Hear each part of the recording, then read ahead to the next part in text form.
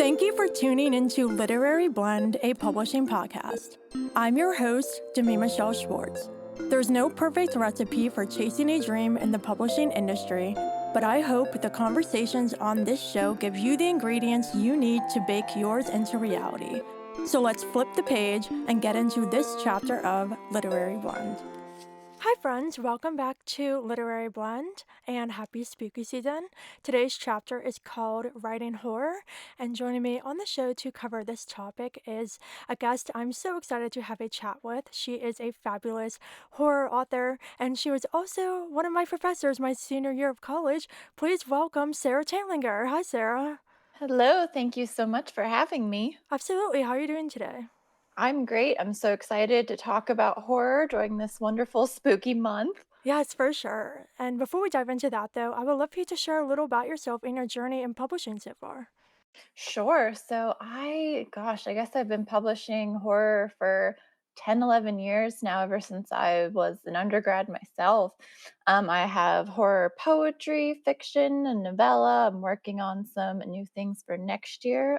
Also a Bram Stoker Award-winning author, which is very cool. But I've also edited, I have anthologies. So I've done a lot of different weird things throughout the years, which just kind of helps me give back to newer writers. I always love helping newer writers as they continue on this journey too, because it is not a linear journey. Publishing is pretty wild the deeper you get into it. For sure, absolutely. Why were you drawn to writing horror? I've always loved the weird and the kind of just disturbing things. I remember I always loved Edgar Allan Poe when I was in middle school. And then my sister is 8 years older than me. So, like, when I was in middle school, she was in high school reading Stephen King and stuff. So, that was always around me. So, she was kind of part of my gateway into horror. And I always loved R.L. Stine and the Goosebumps books. So, it was just kind of a cool way to express creativity. And you're in middle school and you write all those like angsty lyrics or poetry or things like that, so the horror just felt like a natural progression from there. Yeah, no, that's awesome. I've always been drawn to dark stuff too. I'm more mystery thriller side, but I've started exploring horror a little bit with short stories, and it's really fun. I think those genres can have some parallels to mystery thriller horror. They have similarities. They're obviously different, but they're all in that umbrella of the darker fiction. Absolutely. I think there's a lot of parallels there too, just exploring mysteries and the unknown. That's definitely a big thing, I think, in mystery and horror, is what's out there, what are we discovering. For sure, absolutely. So, diving into writing the horror genre, first I want to touch on some of the common characteristics that you feel should be present in horror stories. So, can you share those? Yeah, so I would say that it's a unique genre because it's named after an actual emotion, right? The feeling of horror. So, a good characteristic to keep in mind is dread. Just how are we evoking dread as we're getting into the story? What are the characters anticipating or not anticipating? I also think pushing boundaries is one of the reasons why I love horror so much, is that it makes me a little uncomfortable. So, if you look at horror as a way to hold a lens up to society and just examine all the nasty things that it reflects back, that's a really big characteristic. And I also want to say, like, horror doesn't just have to be blood and guts. Like, those are fun things to play with for sure if you want to have like a creepy, gory thing. But it's really a very varied genre. And I think if you can find what aspects of the subgenres you wanna write. Like, if you wanna write a gothic versus a ghost story versus a contemporary story about, there's a lot of books that are talking about, like, the beauty industry right now. That's a really hot topic in horror too. So, there's just so many different ways that you can explore it, but I think evoking that sense of dread is probably one of the biggest things that I recommend for writers to kind of focus on when they're writing horror. Um, yeah.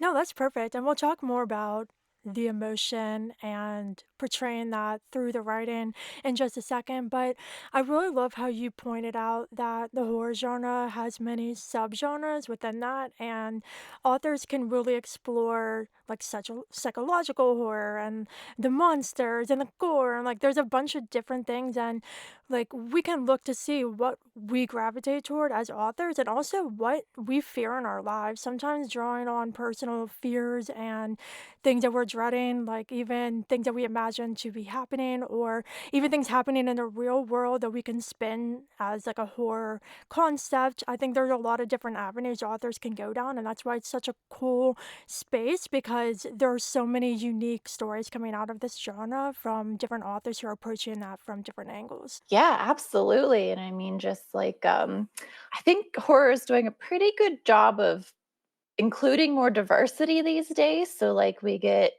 horror from Black authors, from Latino authors, like their perspectives too, which have been really repressed for way too long. So, now that we can, celebrate these authors and their different experiences in horror, we're getting some of the best stories that have probably been gate kept for so long. So, there's really just endless options out there of what readers can discover when they're reading horror. Yeah, for sure. So the common thread, though, is you were pointing out this sense of dread. And when readers are reading horror, they're doing so to feel unsettled and scared. And so, what are your tips for getting that emotion through the writing? It's a great question. And kind of back to what you said earlier about using personal experiences. Like, you can write a serial killer. You don't have to go stab people. Don't do that, obviously. But we all know what it's like to be angry, right? We've all had that experience, and we can kind of draw from that sense of anger, that sense of being scared, and then like explode it on the page. You kind of zoom into the extremes of that emotion. So even if you haven't been through a certain experience that you're writing about, you can still draw from your past experiences. And we all know what it's like to be scared too. So just really thinking about your body language when you're scared and how you feel, and then just tackling that on the page. It's sometimes easier said than done, but really honing in on your emotions and being aware of your own moods and your own self is probably one of the best ways you can translate that on the page. No, for sure. And it's really funny because once I started to write a lot and wanted to strengthen like interiority in my stories and the characters and the reactions and things like that, I started being super aware of how I personally react to things. So I think what we could do is really focus in on our characters and really put ourselves in their shoes and try to see the world through their eyes because when we're trying to make readers connect to our stories, no matter what genre we're writing, it all kind of comes down to that character connection. And so, in genres like horror and mystery and thriller, too, that have a lot of tension and suspense and fear associated with them, the best way to really make a reader connect is to show how that character is viewing the world. What are their thoughts? What are their emotions? How are they physically reacting to situations? And every character is going to react differently. And so I think this kind of ties into another point I wanted to talk about, making a horror protagonist compelling in order to make a reader feel drawn into their narrative and experience their dreadful experiences. So, what thoughts do you have on crafting horror protagonists? Yes, I love all of that you just said. Having a strong character can really carry a story through. Like if you're maybe not relying on plot as much and it is more character driven. And then in horror, you have so many options. Like I love an unreliable narrator. I love ambiguous stories, and horror is perfect for unreliable narrators. And sometimes it can be tricky, like if you want to craft a character that's a little unlikable, but you don't want it to be so unlikable that the readers are put off and they can't even stand to read that character. So that can be a really fine line. And I think about the U book by Carolyn Kepnes. I think that's a really good example of how she crafts these characters that aren't very likable, but you want to read, you like love to hate them. So that's one way to go about it. And then you could also just think about, like, are you writing a character who's really innocent and naive and they're navigating something horrific? Are they more of a cynical adult? Are you writing from the villain's perspective? You can really do so much. And kind of back to what you said to me about just honing in on the experiences, understanding that characters are going to react differently to situations. It's probably like my least favorite thing when I'm reading a book and all the characters talk the same and react the same. I'm like, have you interacted with people in the world? Everyone reacts a little differently or has their quirks and their traits.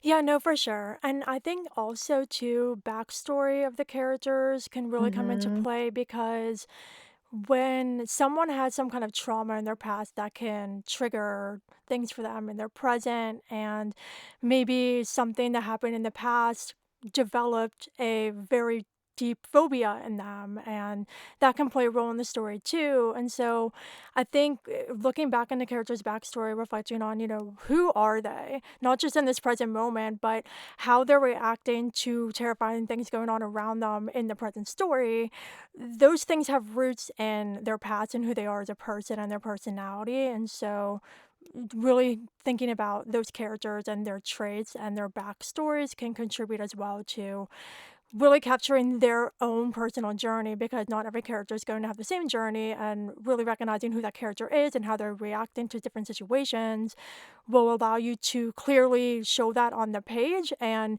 if a character's traits and their personality and their development is clear, then that's going to allow the reader to more strongly connect and root for them. Yeah, absolutely. And sometimes I like to think, if I put all my characters in a story in a haunted house, how would they react to that? Like, who's scared and screaming and running away? Who's Me. gonna like, yeah, who's gonna like punch one of the actors in the face? Who, like you said, might have a trauma associated with something in the haunted house, and how would they react to that? So that's just kind of a fun way if you're like struggling with the cast of characters and how they would react. You can kind of think, how would they go through a haunted house? How would they go through a corn maze or something like that? Yeah, no, really good. And another point I want to briefly touch on further is you mentioned writing from the villain's point of view, and I think it's super cool when books do this.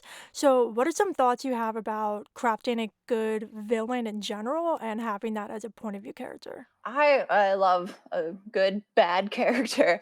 Um, I think it's really important to understand any possible tropes or cliches that you might run into.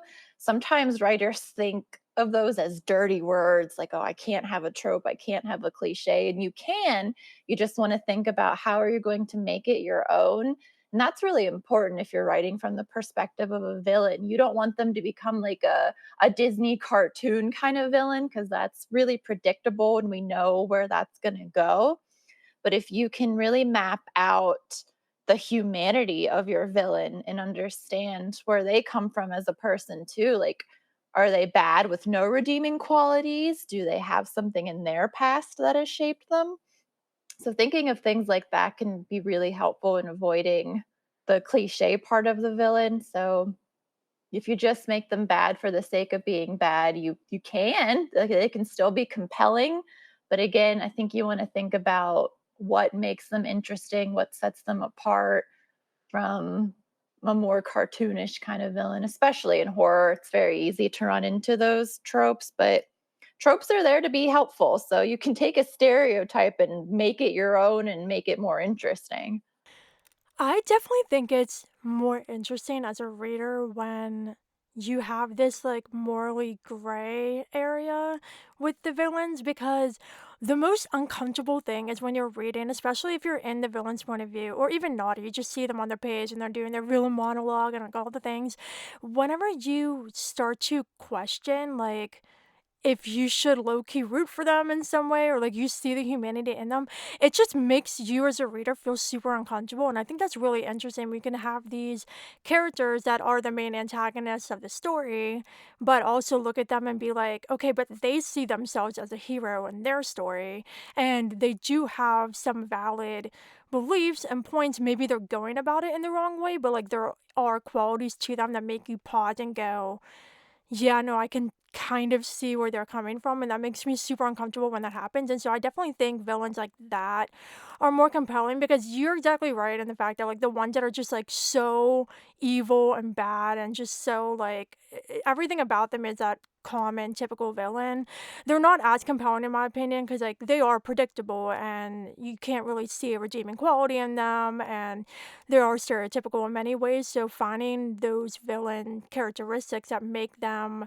bad but also have some qualities that make you pause and kind of reflect on them as a person, I think that's really interesting. Yeah, yeah, I'm nodding along to all that. I definitely agree, and it does make you uncomfortable when you realize, oh, this person has become broken because of these actually really relatable, terrible things in their past. Like you can see yourself sympathizing with, oh, I understand how they became that way. It actually is much scarier than, oh, they're just, the mwahaha evil kind of villain. Yeah, for sure. And you mentioned them being relatable, and I think that's a really great point to highlight with any character, the protagonist, the antagonist, when there are qualities of relatability in the horror genre too, when they're experiencing these terrible things and these terrifying things.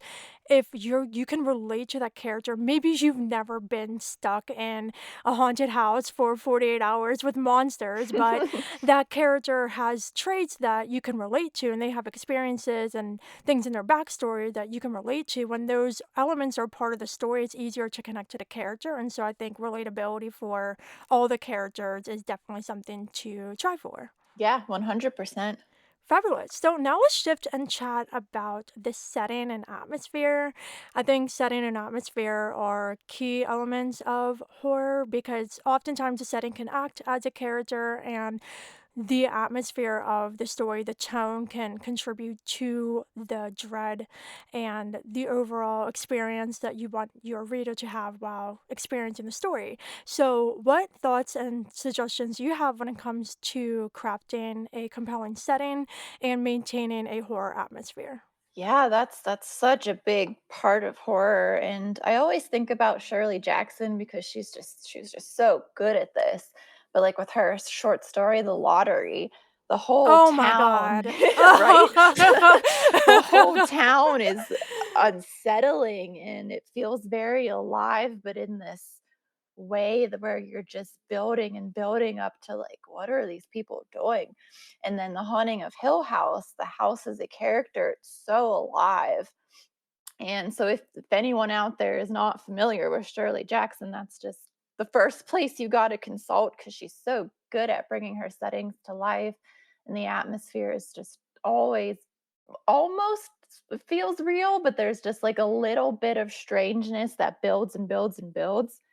um, and I'd also say don't be afraid to play with unusual ideas in your setting.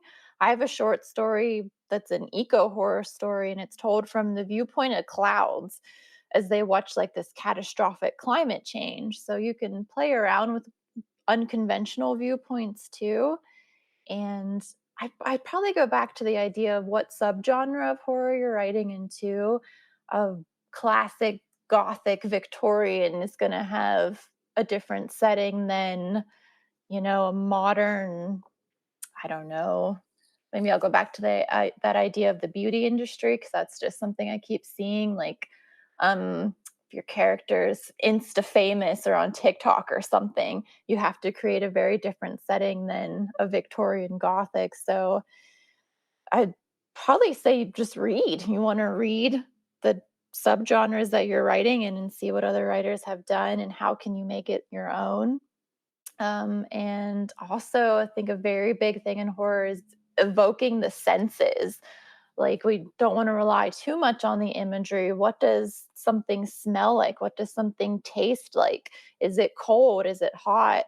Just playing around with those ideas too is going to help you make your setting and your atmosphere feel very alive.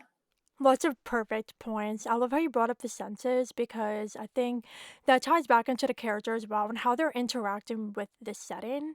And a lot of times, too, we can lean into metaphors and other kinds of figurative language of if a character is walking through a forest at night and they're terrified, maybe those tree branches look like claws reaching for them. Like we can use Mhm. language and comparisons as well to personify the settings in some ways to give it Yeah. that edge and to show how the character is viewing their surroundings and experiencing their surroundings through other senses. So I love the sensory point that you brought up too. And also recognizing the subgenre as well, because you're exactly right.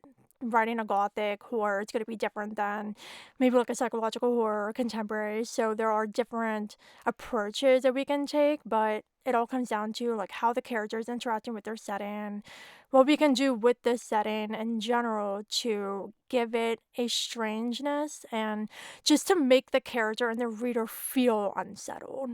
Yeah, absolutely. I was thinking of like Stephen King's The Shining and the Oh hotel. Like yeah, that's such a yeah. specific setting, and like that you think of it right away when you hear The Shining. So I think horror stories can work really well when the characters don't have too many places to go and they're kind of in a smaller setting, or maybe they're trapped somewhere. So that way you can, if you're afraid to do a lot of different settings, just keep your characters in one or two spots and really focus on bringing those places to life. No, absolutely. I have a short story in an anthology that's set in a gothic library and they're trapped there with a demon. And Ooh. so, yeah, so it's like similar thing where like they are literally stuck there. And so you don't have the freedom in stories like that to have a bunch of different settings and keep changing up like the locations, but it definitely allows authors to really go deeper with that setting. When the character first enters the setting, they're going to recognize maybe just what's on the surface, but if they're stuck there for a period of time and the tension and the stakes are continuing to rise, we're going to get more and more layers of that setting and how the character is interacting with the setting. And so I'm a huge fan of like locked room thrillers too has the same Mm, kind of yeah. vibe. I'm gonna be writing one of those soon. I'm really excited.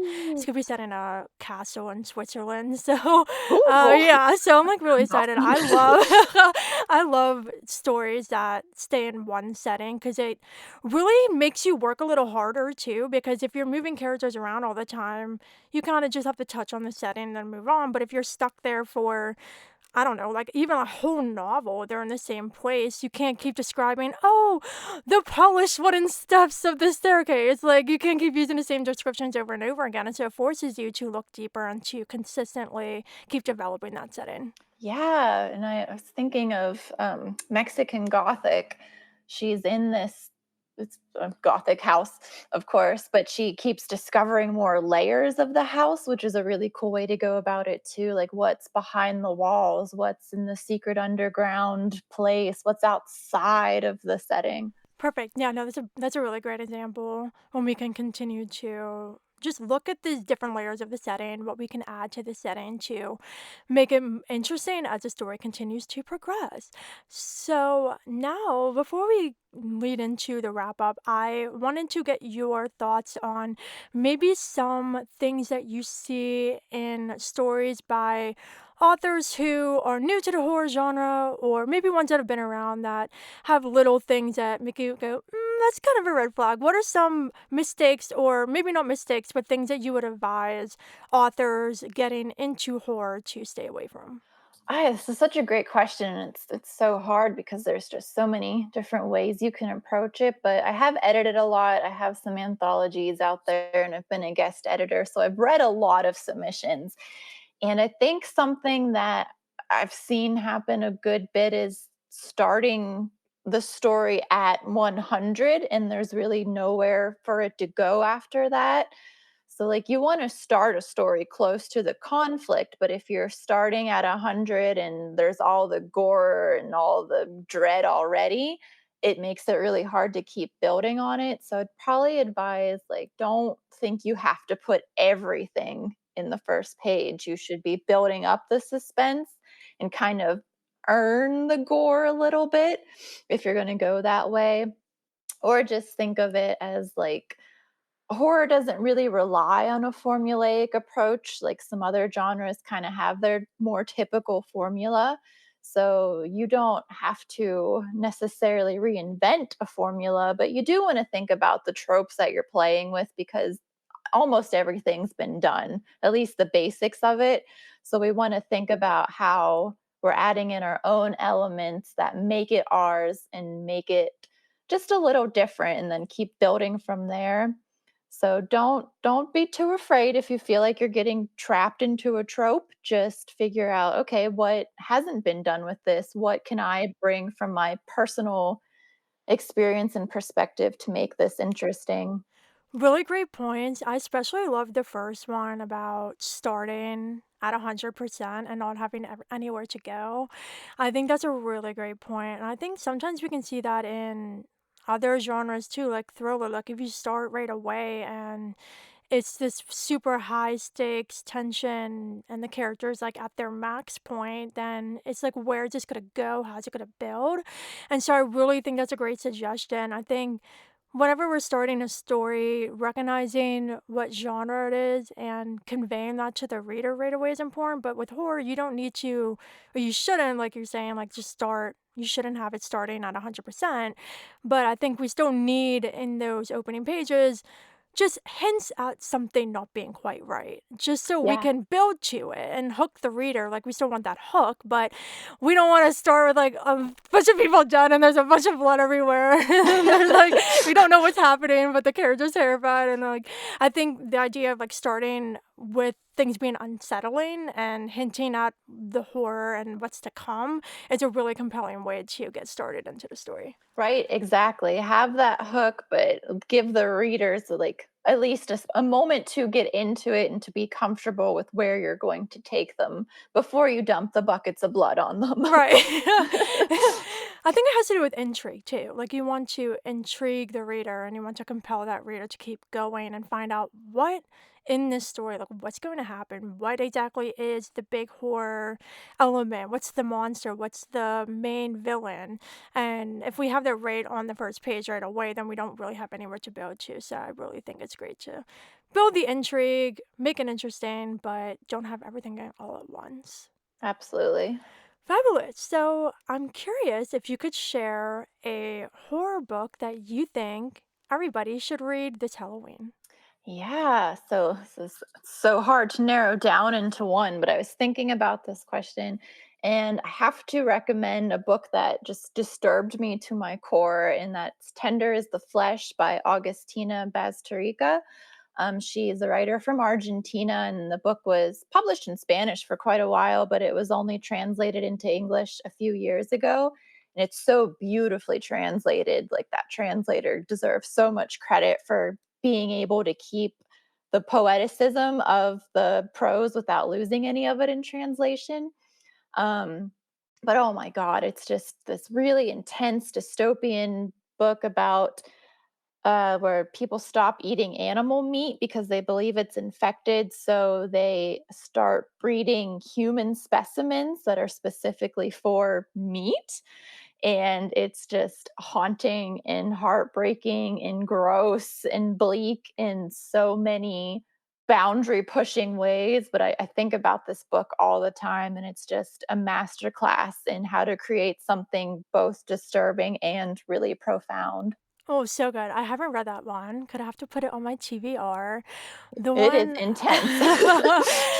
the one I want to recommend is Rules for Vanishing by Kate Ellis Marshall. Have you read that? I have not. Oh my god.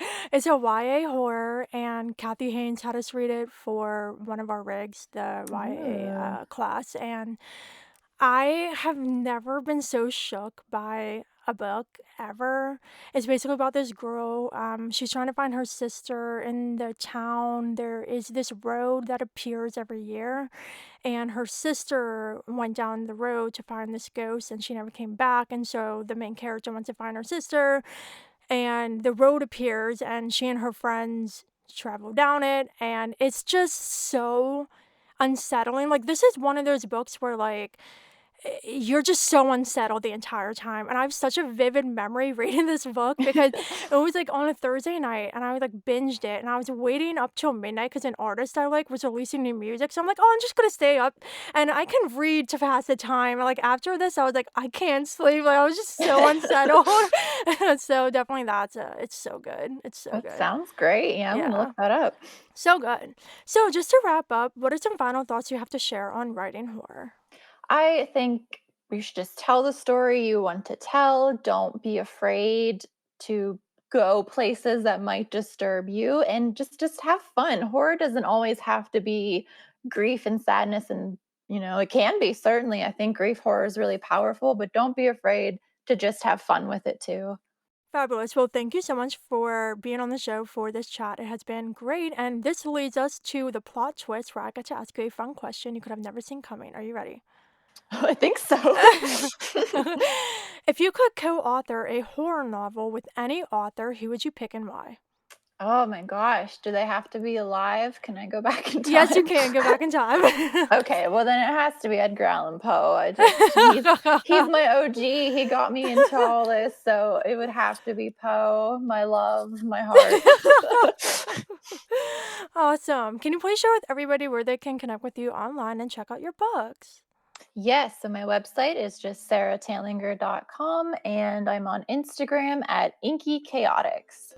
Fabulous. Well, thank you so much for joining me for this amazing chat. Thank you. You're welcome. And listeners, that is a wrap on this conversation with Sara all about writing horror. If you enjoyed our conversation, please consider leaving Literary Blend a review and giving it 5 stars to help others just like you discover it. Also, if you have friends in publishing you think would enjoy the show, please pass it along to them. Thanks for listening, and until we flip to the next chapter, happy reading and writing.